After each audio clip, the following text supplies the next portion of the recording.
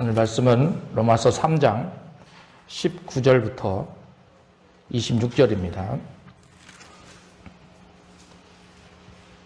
신약성경 243면 로마서 3장 19절부터 26절 다 같이 합독하겠습니다. 시작.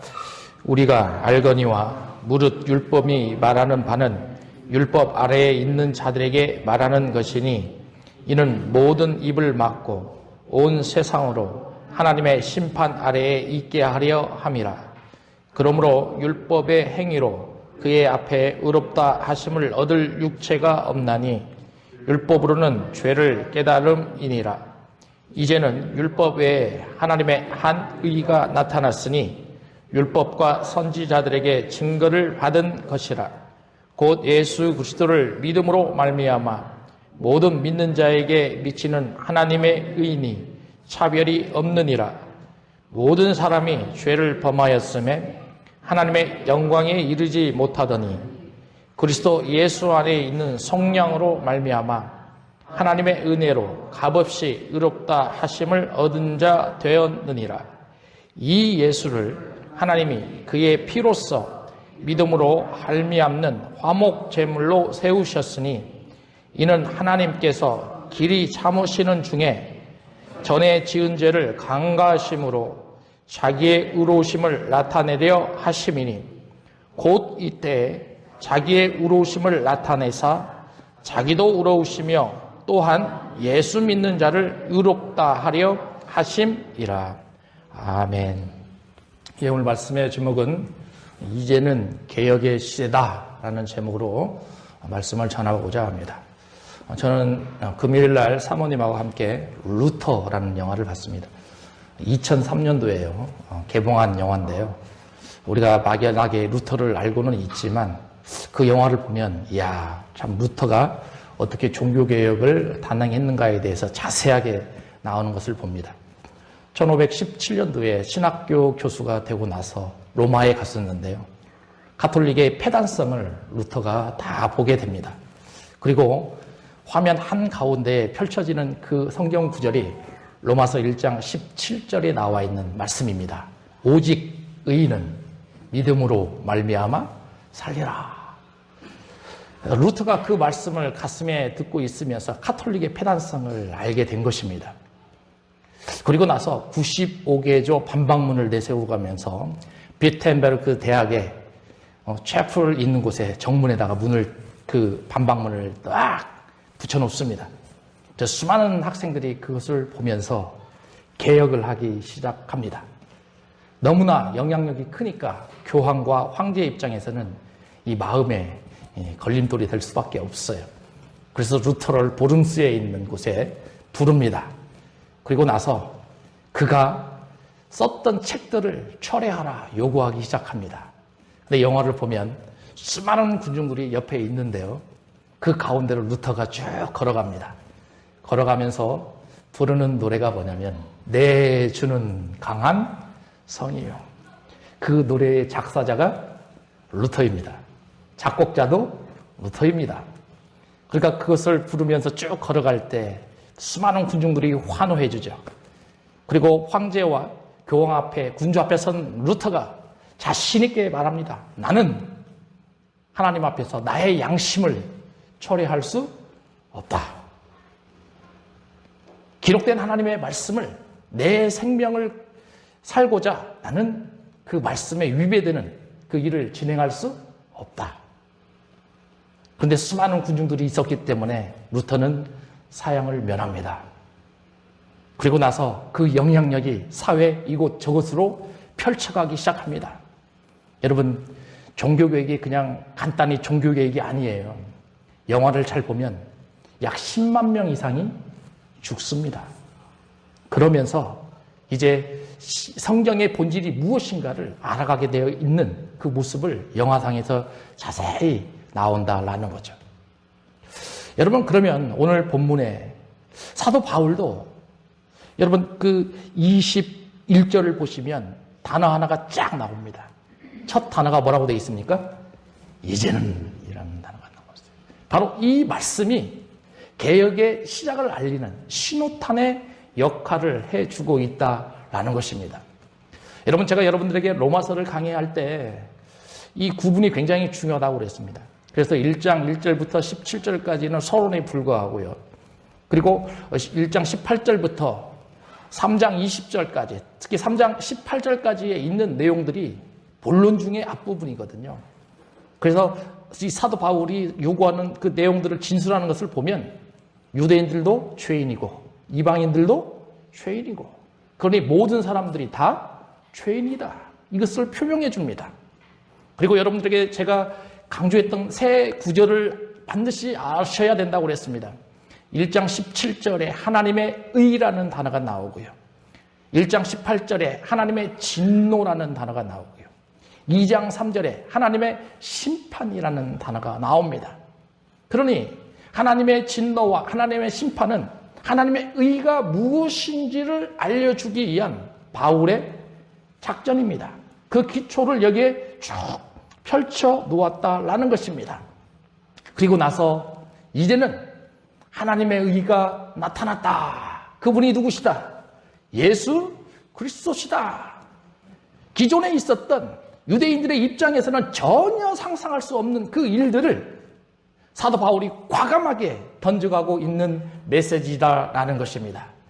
여러분, 오늘 말씀을 통해서 진정한 개혁이 무엇인지를 올바로 아시는 시간이 되셨으면 좋겠습니다. 오늘 말씀을 통해서 이신칭의가 무엇인지 올바로 인식할 수 있는 그런 시간이 되셨으면 좋겠다라는 것입니다. 여러분, 지금까지 우리는 여러 사건들을 통해서 예수님의 없는 그 인생이 얼마나 절망적인가에 대해서 계속 알아봤습니다. 우리가 단순히 죄인이기 때문에 이 절망이 머물러 있는가? 그게 아니죠. 그보다 더 큰 것은 우리가 죄를 지었을 때에 우리 힘으로 죄를 처리할 수 있는 힘을 가지고 있지 않다라는 거예요. 그렇기 때문에 더 절망이 크다라는 것입니다. 그렇기 때문에 인간은 그 절망을 벗어나고자 합니다. 그 죄성을 떨쳐버리고자 한다라는 것이죠. 하나님께서 그런 인간들의 모습을 보실까요? 안 보실까요? 다 보십니다. 절망하고 있는 인간들의 모습을 다 보십니다. 그러면 하나님께서 절망하고 있는 그 인간들을 향해서 너희들 그냥 그래 그렇게 살아가 그렇게 요구하실까요? 아니죠. 우리로 자녀 삼으셨기 때문에 그 자녀된 우리가 절망에서 벗어나 희망의 삶으로 가기를 원하신다. 그러니 365일 하루도 주무시지도 않고 우리를 보호해 주시는 그런 하나님. 여러분, 시편 121편 3절과 4절을 보시면 같이 읽어봅니다. 시작. 여호와께서 너를 실족하지 아니하게 하시며 너를 지키시는 이가 졸지 아니하시리로다. 이스라엘을 지키시는 이는 졸지도 아니하시고 주무시지도 아니하시리로다. 여러분 보십시오. 하나님께서 우리의 희망의 메시지를 전해주기 위해서 졸지도 아니하시고 주무시지도 아니하시면서 날마다 우리에게 메시지를 전해주시고자 한다라는 것입니다. 바울은 19절과 20절에서 먼저 율법의 한계성과 하나님께서 왜 율법을 이스라엘 백성들에게, 유대인들에게 보내주셨는가에 대해서 두 가지 정도 인식을 해줍니다. 물론 유대인들이 생각하고 있는 율법의 다양성은 너무나 많습니다. 바울이 19절과 20절에서 정의하고 있는 이 율법은 유대인들이 인식하지 못하고 있는 그 두 가지를 정의해 놓는 것입니다. 그 첫 번째는 19절에 나옵니다. 같이 읽습니다. 시작. 우리가 알거니와 무릇 율법이 말하는 바는 율법 아래에 있는 자들에게 말하는 것이니 이는 모든 입을 막고 온 세상으로 하나님의 심판 아래에 있게 하려 함이라. 이렇게 되어 있어요. 맨 마지막에 나옵니다. 하나님께서 우리에게 율법을 주신 그 이유는 모든 사람들의 입을 막겠다. 온 세상으로 하나님의 심판 아래에 있음을 인식하게 해주겠다. 여기에서 심판 아래에 있다라는 그 말씀의 의미는 온 세상을 하나님께서 책임져 주시겠다라는 의미와 이렇게 해석이 더 가능한 것입니다. 여러분, 마태복음 11장 23절과 24절에 보면 가버나움과 고모라에 대해서 예수님께서 말씀을 해 놓으시는 장면이 나옵니다. 여러분, 고모라는 어떤 지역이에요? 창세기에 보면 소돔과 고모라가 나오지 않습니까? 소돔과 고모라, 그 고모라는 하나님께서 유황과 불로 어떻게 했습니까? 심판하고 멸망시켜 버렸습니다. 그러니까 고모라 땅은 하나님으로부터 어떤 은혜도 받지 못한 그런 지역이었습니다. 그런데 가버나움은 어떻습니까? 예수님께서는 날마다 가버나움에서 살으셨고 그곳에서 수많은 사람들에게 말씀을 가르치셨고 또한 기적을 보여주셨고 병자를 치료해 주시면서 예수 그리스도의 사역을 펼쳐갔던 장소가 가버나움이다라는 것입니다. 그런데 그 가버나움에서 예수님을 하나님의 아들로 받아들인다, 받아들이지 않는다. 받아들이지 않는다라는 거예요. 그래서 예수님께서 23절에 그렇게 표현하는 겁니다. 내게 행한 모든 권능을 소돔에서 행했더라면 그 성이 오늘까지 있었으리라. 소돔 사람들은 내가 이렇게 했으면 받아들이지 않겠다, 받아들이겠다. 받아들이겠다. 그런데 가버나움은 받아들인다, 받아들이지 않는다. 받아들이지 않는다. 그래서 심판의 날 때에 소돔 땅이, 고모라 땅이 너희보다 훨씬 더 더더라. 견디기 쉬우리라. 여러분, 첫 번째 이유가 바로 이런 모습입니다. 율법을 통해서 세상을 심판하시는 분이 누구라? 하나님. 유대인과 이방인이 이게 죄가 된다, 안 된다? 안 된다. 율법의 기준이 이런 거다라는 거예요. 두 번째입니다. 20절에 두 번째 율법을 주신 목적이 나옵니다. 같이 읽습니다. 시작. 그러므로 율법의 행위로 그의 앞에 의롭다 하심을 육체가 없나니 율법으로는 죄를 깨달음이라 이렇게 되어 있습니다. 맨 마지막에 나오죠. 율법이 주는 그 목적은 자신의 죄성을 어떻게 하는 것뿐이에요? 깨닫게 하는 것뿐이에요. 그런데 유대인들의 입장은 율법이 자신의 구원을 주신다. 율법이 자신의 거룩함을 주신다. 다 알고 있습니다. 그런데 뭘 몰라요? 죄를 깨닫게 해주신다. 그것을 잘 몰라요. 그렇기 때문에 바울이 거기에 표현을 해주고 있다라는 것입니다. 마가복음 10장 17절과 22절에 보면 한 청년이 예수님께 물어봅니다. 예수님, 내가 어떻게 하여야 영생을 얻을 수 있습니까? 그러니까 예수님이 뭐라고 하십니까? 너는 계명을 잘 지키라고 말씀하시죠. 살인하지 말라, 간음하지 말라, 도둑질하지 말라, 거짓 증언하지 말라, 내 부모를 공경하라. 그런데 이 청년이 딱 듣잖아요. 예수님, 나는 어렸을 때부터 그걸 다 지키고 있었습니다. 그런데 주님이 뭐라고 그래요? 너에게 아직 한 가지 부족한 것이 있다. 내게 있는 것을 다 팔아. 가난한 사람들에게 나눠줘라. 그 얘기를 들었을 때 이 청년이 어때요? 마음속에 근심이 많죠. 그리고 회개하지 않고 예수님의 곁을 떠나가 버립니다. 그렇잖아요. 이렇게 율법이라는 것은 사람들에게 자신이 옳을 일을 하고 옳지 못한 일이 무엇인가를 깨닫게 해주는 역할을 하는 것이 율법이다라는 거예요.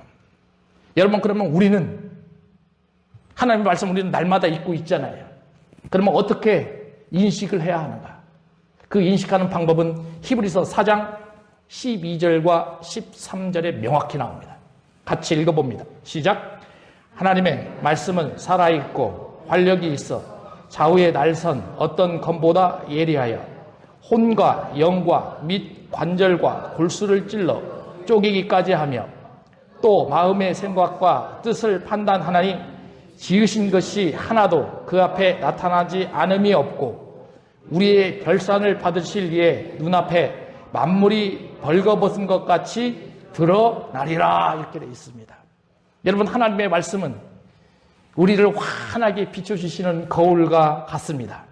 그러니 우리가 만약에 하나님의 앞에 서게 된다면 우리의 죄성은 자연스럽게 드러날 수밖에 없어요.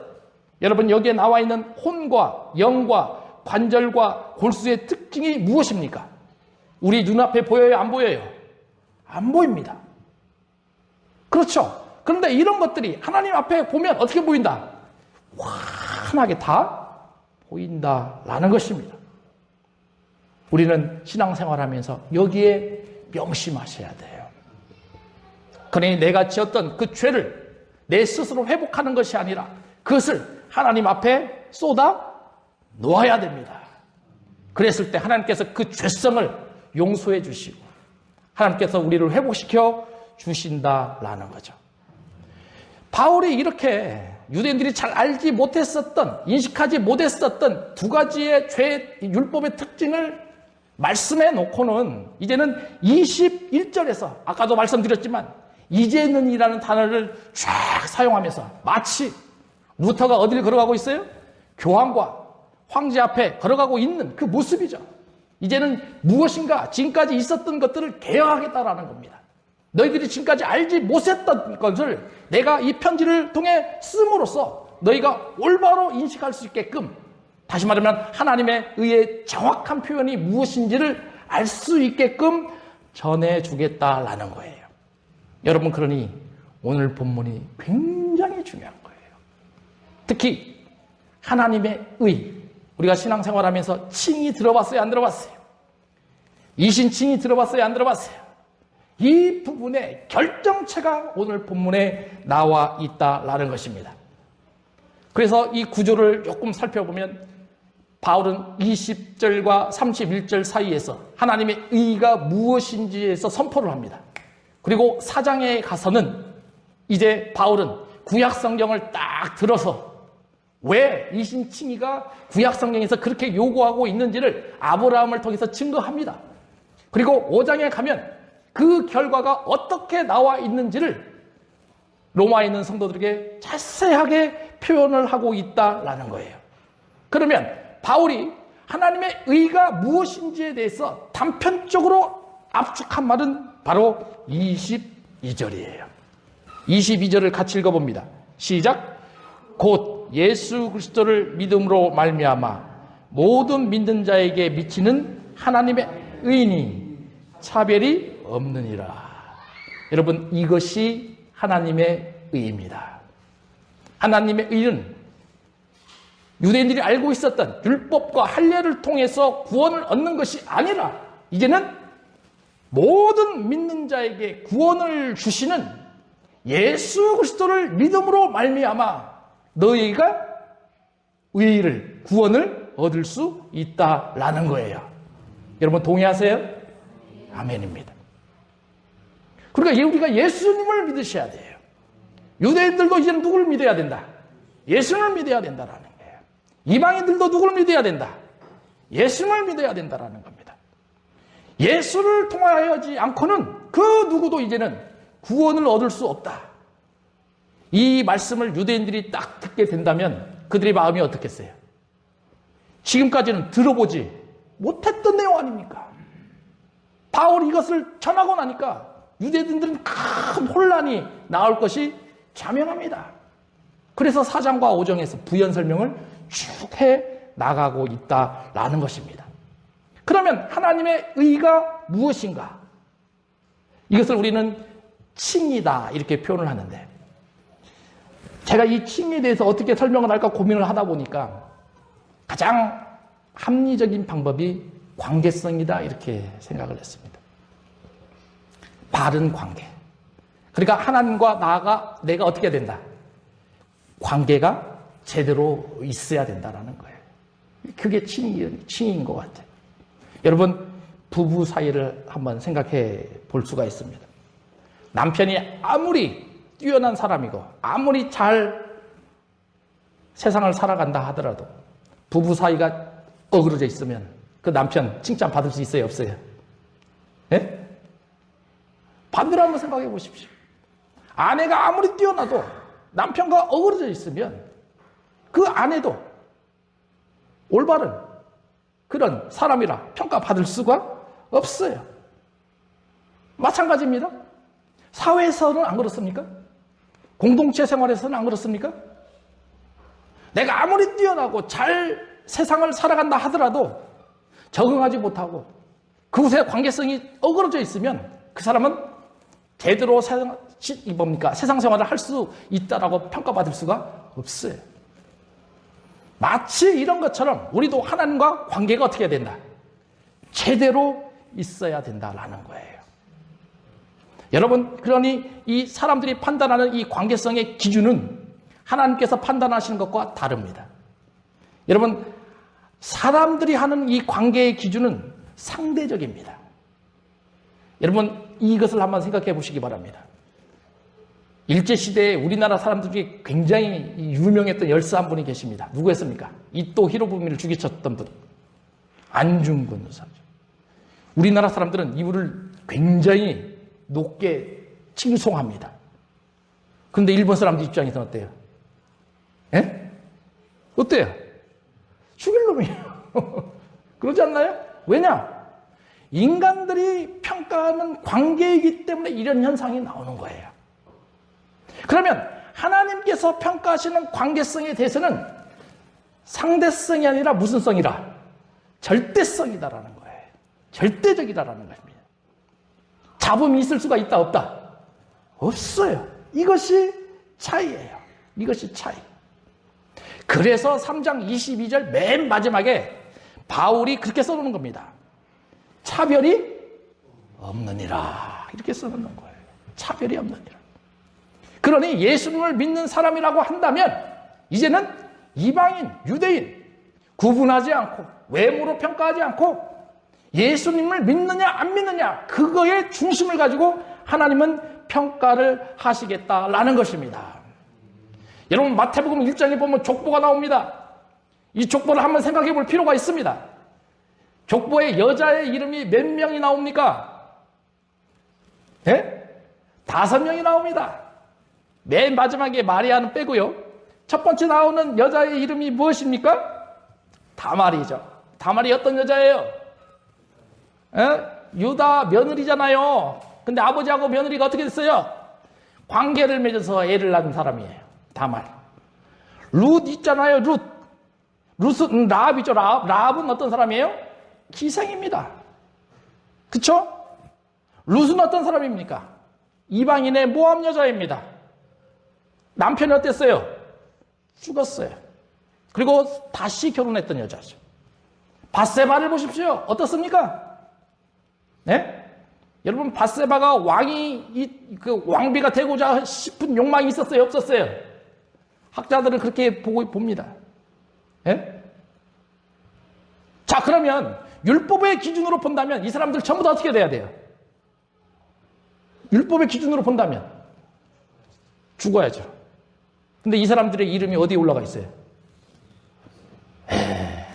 족부에 쫙 올라가 있습니다. 그럼 이 사람들 어디 갔어요? 천국에 갔죠. 인간의 모습으로 보면, 율법의 기준으로 보면 반드시 죽어 마땅하지만 하나님은 그거 보시지 않겠다. 그거보다도 뭘 보시겠다? 마음을 보시겠다. 하나님을 믿는지 안 믿는지 그거 보시겠다라는 거죠. 여러분, 또 남자들의 모습을 한번 보십시오. 아브라함은 어떻습니까? 애굽에 갔을 때 자기 아내를 뭐라고 불러요? 누이라고 딱 부릅니다. 야곱은 어땠어요? 자신의 형의 장자권을 어떻습니까? 탈취했습니다. 뺏어버렸습니다. 다윗은 어떻습니까? 밧세바를 자신의 아내로 탈취합니다. 솔로몬은 어떻습니까? 첩이 몇 명이에요? 1000명이나 됩니다. 그럼 이 사람들도 율법의 기준으로 보면 어때요? 죽어야 됩니다. 근데 이 사람들도 어디에 올라가 있어요? 족보에 쫙 올라가 있습니다. 통일한 현상을 우리에게 보여주고 있다라는 것입니다. 이런 모습을 본다면 왜 사도 바울이 22절 맨 마지막에 하나님의 의인이 차별이 없느니라라고 선포한 그 이유가 명백하다라는 것입니다. 여러분, 그런 여기에 앉아 계신 모든 분들은 예수 그리스도를 마음속으로 영접하고 믿는 믿음을 가지고 계시니 이미 천국 백성이 되셨다 안 되셨다? 되셨습니다. 그런 희망을 가지고 사셔야 된다라는 거예요. 23절에는 이제 인간의 실상을 사도 바울이 쭉 보여줍니다. 23절 같이 읽어봅니다. 시작. 모든 사람이 죄를 범하였음에 하나님의 영광에 이르지 못하였다. 이렇게 되어 있어요. 여기 좀 어려운 말씀이 두 개가 나옵니다. 죄를 범하였다. 이렇게 되어 있습니다. 헬라어로 보면 부정과거입니다. 이건 단회성을 가지고 있어요. 네? 단회성. 몇 번 있다? 딱 한 번. 그럼 누가 죄를 범한 거예요? 아담이 죄를 범한 겁니다. 그러니까 이것은 원죄예요, 자범죄예요? 원죄에 속하는 내용입니다. 모든 사람이 죄를 범하였으니, 아담이 죄를 범하였으니 우리가 뭐다? 똑같이 죄인이다. 그것을 표현하는 겁니다. 그 다음에 23절 이르지 못하였다. 이 시제는 현재성을 가지고 있습니다. 네? 다르죠? 그러니까 우리말 성경에는 구분이 안 되죠. 원문을 보면 이렇게 구분이 딱 됩니다. 현재성을 가지고 있어요. 그러면 그 죄성이 지금 우리에게도 계속 어떻게 오고 있다? 진행되고 있다. 미치고 있다는 거예요. 굉장히 중요한 겁니다. 그러니까 아담이 지었던 죄가 오늘날까지 계속 어떻게 되고 있다? 이어져 가고 있다는 거예요. 언제까지 이어져 갑니까? 주님이 오시는 재림 때까지 이 현상은 계속 이어져 가겠다라는 거죠. 우리도 여기에 속해요, 안 속해요? 속하지 않아요. 그러면 그 속하여 있는 우리가 하나님의 의를 가져야 되는데 네 가지 측면에서 바울이 쫙 설명을 합니다. 그 첫 번째가 24절입니다. 같이 읽어봅니다. 시작. 그리스도 예수 안에 있는 성령으로 말미암아 하나님의 은혜로 값없이 의롭다 하심을 얻은 자가 되었다. 이렇게 됐습니다.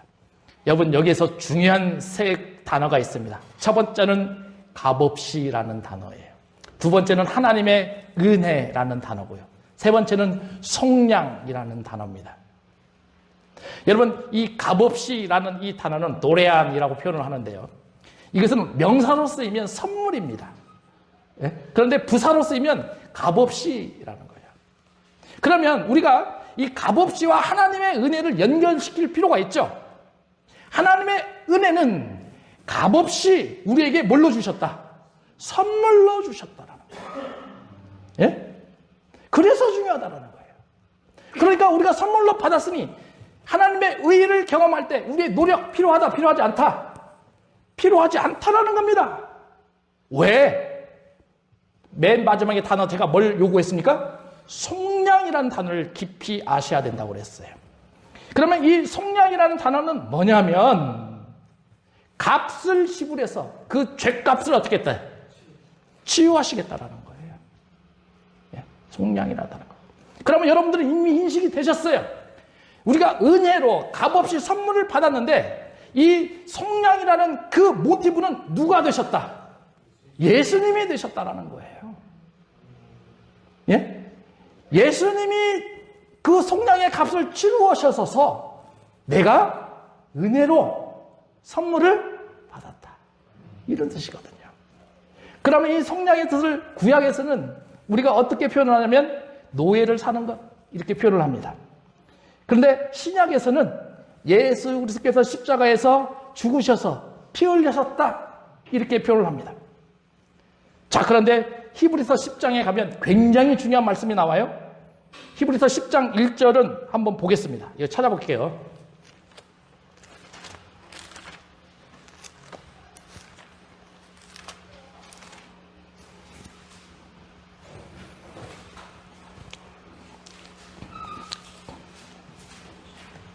(363면입니다) 10장 1절 같이 읽어봅니다. 시작.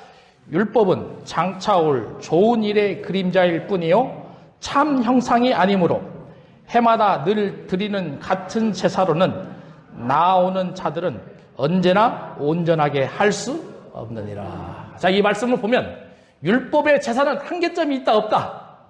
있다라는 거예요. 예? 그래서 히브리서 기자가 10장 1절부터 20절까지 왜 그런지에 대해서 쭉 설명을 해줍니다. 여러분 10절도 같이 읽어봅니다. 시작. 이 뜻을 따라 예수 그리스도의 몸을 단번에 들이심으로 말미암아 우리가 거룩함을 얻었노라. 이렇게 돼 있어요. 그러니까 로마서에 나와 있는 이 말씀과 히브리서에 나와 있는 이 말씀이 어떻게 해요? 정확히 일치가 됩니다. 예수님께서 단번에 들으심으로 말미암아 우리가 어떻게 입었다? 거룩함을 입게 되었다. 이렇게 되어 있어요. 11절도 같이 읽습니다. 시작. 제사장마다 매일 서서 섬기며 자주 같은 제사를 드리되 이 제사는 언제나 죄를 없게 하지 못하거니와. 그러니까 제사장이 드리는 이 제사는 한계점이 있다 없다? 한계점이 있다. 자, 그런데요, 이번에는 12절에 보십시오. 시작. 오직 그리스도는 죄를 이해하여 한 영원한 제사를 드리시고 하나님의 우편에 앉으사 13절 그 후에 자기 원수들을 자기 발등상이 되게 하실 때까지 기다리셨으니 14절 그가 거룩하게 된 자들을 한 번의 제사로 영원히 온전하게 하셨느니라. 아멘. 맞아요, 안 맞아요? 네. 이것이 바로 차이입니다. 구약의 제사에는 뭐가 있어요? 한계점이 있어요. 그러나 주님께서 십자가에서 죽으신 그 피 흘림의 제사는 이제는 한계점이 있지 않고 영원하다. 이렇게 표현을 해주고 있다라는 것입니다. 여러분, 그러니 하나님의 의가 얼마나 중요한지를 우리는 아셔야 되는 거예요. 바울이 지금 이곳에서 이렇게 선포하고 있는 이 모습이 유대인들의 입장에서 얼마나 큰 변화의 개혁인지를 우리는 아셔야 된다라는 거예요. 여러분, 이제 로마서로 다시 돌아와 봅니다. 이제 두 번째는요, 하나님께서 25절에 보시면 예수님을 뭘로 삼으셨냐면 화목 제물로 삼으셨다. 이 말씀이 나옵니다. 자, 25절도 같이 읽어봅니다. 시작. 이 예수를 하나님이 그의 피로써 믿음으로 말미암는 화목 제물로 세우셨으니 이는 하나님께서 길이 참으시는 중에 전에 지은 죄를 관가하심으로 자기의 의로우심을 나타내려 하심이니. 자, 25절도 엄청 중요합니다. 여기에 세 가지가 나오는데요. 그 첫 번째는 예수님께서 뭐가 되셨다? 화목 제물이 되셨다. 이렇게 표현합니다. 여러분, 이 화목 제물을 조금 더 연구해 보면 출애굽기에 나오고 레위기에 보면 레위기 17장에 무엇에 대해서 설명을 하면 속죄소에 대해서 설명을 합니다. 들어봤어요? 안 들어봤어요? 들어봤어요. 이 같은 의미입니다. 화목 제물. 그러면 속죄소는 1년에 대제사장이 몇 번 들어갑니까? 딱 한 번 들어갑니다. 그렇잖아요? 그 들어가는 목적이 뭡니까? 이스라엘 백성과 하나님과의 뭘 세우기 위해서? 관계를 잘 유지하기 위해서. 이스라엘 백성들이 지니고 있는 그 죄성을 어떻게 하기 위해서? 회복시키기 위해서. 그런 거잖아요. 이게 속죄소입니다. 그래서 에베소서 2장 18절에 사도 바울이 그렇게 표현합니다. 예수 그리스도를 통해서 하나님께 나아가는 것을 예표한다. 에베소서 2장 12절 19절은 한번 보겠습니다. 여러분 13절을 같이 읽어봅니다. 시작. 이제는 전에 멀리 있던 너희가 그리스도 예수 안에서 그리스도의 피로 가까워졌느니라. 여기도 보면 이제는 나와요, 안 나와요? 동일한 나오죠. 그러니까 예수님께서 십자가에서 죽으심으로 말미암아 그리스도의 피로 이제는 어떻게 됐다? 우리가 하나님과의 관계성이 어떻게 됐다? 가까워졌다. 이렇게 돼 있어요. 14절. 그는 우리의 뭐라? 화평이신지라. 네? 그러니까 예수님이 계시면 우리가 하나님과 어떻게 될 수 있어요? 화평케 될 수 있다는 거죠. 중요해요, 중요하지 않아요? 중요하죠. 여러분들이 하나님의 의를 이렇게 잘 아셔야 된다는 거예요. 조금 더 봅니다. 14절 마지막에 보면 그렇게 되어 있습니다. 원수된 것, 곧 중간에 막힌 담을 자기 육체로 어떻게 했다? 허물어 버리셨다. 다시 말하면 아까 차별이 없다고 그랬죠? 그러니까 이방인과 유대인과의 더 이상 차별이 있다 없다? 없다. 성전에 보면 뜰이 있다라고 그랬습니다. 여인의 뜰이 있고 뭐가 있어요? 이방인의 뜰이 있다고 그랬습니다. 여인의 딸 그 이상으로 유대인이 들어가고 이방인의 뜰에는 이방인밖에 못 들어가요. 그 가운데 뭐가 있습니까? 담이 있습니다. 근데 그 담의 높이가 2m가 넘어요. 그러니까 이방인들은 예배를 드리는 것을 볼 수 있어요? 없어요? 없어요. 그런데 주님께서 십자가에서 죽으심으로 말미암아 그 뜰을, 그 담을 어떻게 하시겠다? 부셔버리겠다라는 겁니다. 여러분, 그러니 이런 하나님의 말씀을 보면서 우리는 자존감을 얻어야 됩니다. 이야, 주님이 이런 일을 행하셨구나. 주님께서 우리에게 이 어마어마한 일을 진행시켜 주셨구나. 그러니 예수를 믿는 사람들은 모두가 다 뭐다? 형제요, 자매가 되는 것입니다. 그래서 15절 마지막에 그렇게 됐습니다. 이 둘로 자기 안에서 한 세 사람을 지어 어떻게 하시겠다? 화평케 하시겠다. 유대인과 이방인 간에 더 이상 관계에 차별이 있다 없다? 없다. 16절을 읽어봅니다. 시작. 또 십자가로 이 둘을 한 몸으로 하나님과 화목하게 하려 하심이라. 원수된 것을 십자가로 소멸하시고, 이렇게 됐어요. 분명하게 주님이 이렇게 말씀하셨습니다. 19절도 같이 읽습니다. 시작. 그러므로 이제부터 너희는 외인도 아니요 나그네도 아니요 오직 성도들과 동일한 시민이요 하나님의 권속이라. 이렇게 되어 있습니다. 여러분, 그러니 내가 예수님을 믿은 지 이제 불과 1년도 안 됐고, 내가 예수님을 믿은 지 이제 넉 달, 서너 달밖에 안 됐다 할지라도, 여러분들이 교회에 와서 예수님을 믿는 그 순간부터 여러분들은 하나님의 권속이 되는 것입니다. 여러분들은 동일한 하나님의 백성이 되는 것입니다. 지금 주님이 사도 바울을 통해서 이것을 우리에게 알려주고 있다라는 거예요. 얼마나 감사해요. 얼마나 감사해요. 로마서 3장으로 다시 돌아옵니다. 이제 세 번째입니다. 하나님의 의를 이루어 갈 때에 하나님께서는 25절 중간쯤 보면 하나님께서 길이 참으셨다, 이렇게 되어 있습니다. 하나님께서 길이 참으셨다. 길이 참으셨다라는 것은 하나님의 마음이 어때요? 굉장히 아프셨다. 왜? 인간들은 원래 죄를 갖도록 지으지 않았어요. 그 본질에서 어떻게 됐어요? 벗어났어요. 누구의 실수로? 아담과 하와의 실수로. 그런데 하나님의 마음이 얼마나 아픈지 몰라요. 그런데도 하나님은 그것을 버리시지 않고 자신의 아픔을 참으시면서 인간들에게 계속 사랑으로 베풀어 주시겠다. 그래서 하나님의 의가 나온 겁니다. 그래서 하나님께서 그의 아들 독생자 예수를 이 땅에 보내주신 것입니다. 마지막은 25절 맨 마지막에 있습니다. 뭐라고 되어 있냐면 죄를 이전에 지은 죄를 간과하심으로, 이렇게 되어 있습니다. 이 간과하는 단어가 굉장히 어려운 단어입니다.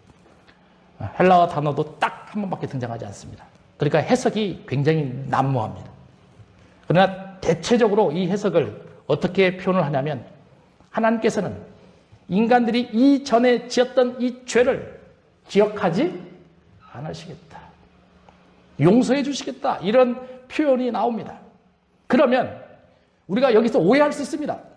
그러면 우리는 하나님을 만나기 전까지 수많은 죄를 저질러도 하나님을 만나는 그 순간 그 죄가 싹 어떻게 돼요? 용서받느냐? 이게 아니다라는 거예요. 많은 사람들이 이렇게 해석을 합니다. 그런데 그것이 아니라 하나님께서는 우리가 죄였던 이 죄를 계속 참으시겠다라는 거예요. 언제까지 참으시느냐? 너희들이 누구를 만날 때까지, 예수님을 만날 때까지 계속 참으시겠다라는 겁니다. 그러면 우리가 죄를 지으면 지을수록 누구의 마음이 아프시다? 그렇죠.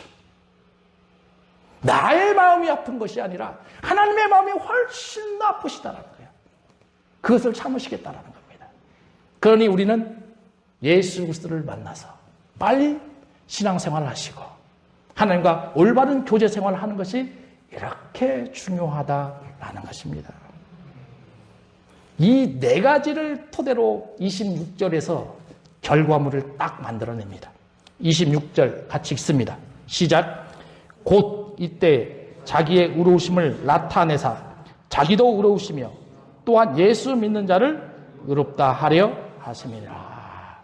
여러분, 하나님께서 하나님의 의를 또 예수 그리스도를 이 땅에 보내주신 그 이유는 명백합니다. 다른 게 아니에요. 자기의 의로우심을 어때요? 나타내는 거예요. 하나님은 어떤 분이시다? 의로우신 분이시다. 이것을 나타내는 겁니다. 그리고 두 번째는 뭐라고 돼 있어요? 예수 믿는 자들도 어떻게 할 것이라? 의롭게 여기겠다라는 것입니다. 할렐루야. 예? 그러니 우리는 예수 믿는 가치가 있다, 없다? 있다. 여러분들 전부 다 의로운 사람 맞아요, 안 맞아요? 아멘. 예? 우리는 그래서 의로움을 받은 사람이다라는 거죠. 누가복음의 15장에 보면 탕자 사건이 나오잖아요. 그렇죠? 이 탕자는 아버지를 어땠어요? 떠났습니다. 그냥 떠나지 않았죠? 아버지한테 뭘 요구했습니까? 재산을 요구했습니다. 그렇죠? 탕자가 재산을 가지고 쭉 나갔는데 완전 탕진했잖아요. 그렇죠? 탕자, 탕진 비슷하네요. 예? 근데 그 마음에 아버지에게 오고 싶은 마음이 있어요, 없어요? 없어요. 쉽지가 않아요. 오면 어때요? 오면 어때요? 그냥 끝나요. 근데 어때요? 안 가니까 고생하는 거예요. 탕자가 어디로 들어갑니까? 돼지굴에 들어갑니다. 거기서 뭘 먹어요? 쉬엄 열매를 먹습니다. 사람이 먹어야 될 음식을 먹는 것이 아니라 누가 먹을 음식을 먹어요? 돼지들이 먹을 음식. 왜? 집에 가면 누가 기다리고 계시는데? 아버지가 기다리고 계시는데 못 가는 거예요. 우리도 동일합니다. 여러분, 그러니 이 말씀의 의미는 우리도 죄를 지었다라고 한다면 바로 어디로 가라? 하나님 앞에 나아가십시오. 그러면 탕자가 돌아왔을 때 아버지가 어떻게 했습니까? 뭘 잡았습니까? 소를 잡았습니다. 극진하게 대우해 주십니다. 우리도 마찬가지. 우리가 죄성을 가졌을 때 아담이 비록 죄를 범하였지만 그 죄가 지금까지도 이어지고 언제까지 이어지더라? 재림 때까지 계속 이어지는데 우리도 신앙생활하면서 죄성에 들어갈 수밖에 없을 때가 있습니다. 그때마다 속량을 행해 주신 예수님, 화목제물 되어 주신 그 예수님을 바라보면서 우리를 죄사함을 고백하셔야 된다는 거예요. 마지막 한 구절만 찾고 말씀 마치겠습니다. 요한계시록 3장 20절입니다. 같이 읽어봅니다. 시작. 볼지어다 내가 문 밖에 서서 두드리노니 누구든지 내 음성을 듣고 문을 열면 내가 그에게로 들어가 그와 더불어 먹고 그는 나와 더불어 먹으리라. 아멘. 여러분들 밖에서 지금 예수님이 여러분들의 마음을 어떻게 하고 계신다? 두드리고 계신다. 그럼 여러분들 그 음성을 어때요? 들었습니다. 그럼 나의 마음을 어떻게 하고? 열고 그 속으로 어떻게 하라? 들어가셔라. 그러면 그와 더불어 먹고 나와 더불어 먹으리라. 마치 탕자가 누굴 만난 것과 똑같아요? 아버지를 만난 것과 동일하다라는 것입니다. 여러분, 사도 바울이요 로마서에서요 굉장한 개혁의 말씀을 전해주는 겁니다. 유대인들이 이 말씀을 딱 들었을 때는 획기적인 거예요. 우리는 그냥 여기 익숙해져 있기 때문에 별 생각 안 하죠. 그러나 이 당시에는요, 이 말씀은 루터의 종교개혁보다 더 큰 개혁의 의지를 사도 바울이 천명하는 겁니다. 우리가 이 하나님의 말씀을 잘 보면서 신앙생활을 잘 진행해 가셨으면 좋겠습니다. 기도하겠습니다. 주님 감사합니다. 사도 바울의 말씀을 통해서 우리의 죄성을 알아봅니다. 하나님께서는 우리를 기억하여 주시고 우리에게 예수 그리스도를 보내주셔서 예수 믿는 자를 이제는 구원하시겠다 약속하셨으니 아버지 하나님 우리가 예수님을 잘 믿고 구원을 받는 우리 로고스 교회 성도들 되게 하여 주시옵소서. 예수님의 이름으로 기도하옵나이다. 아멘.